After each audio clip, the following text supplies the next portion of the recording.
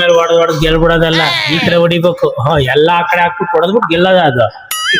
Next Bob ತೋರಿಸ್ತೀನಿ ನಿಂಗೆ. ಬಿಡ ಸೋತ್ವಿ ಬಿಡು. Never give up. ಎಷ್ಟು ಅಂಕಲ್ ನಿಮ್ ಪಾಯಿಂಟ್ಸ್? ಹೋಪ್ಸ್ ಇಟ್ಕೊಳ್ಳಿ. 7 ನಮ್ದು 5. 5 ಗೆಲ್ಲದ್ ಕಷ್ಟ ಬಿಡಿ.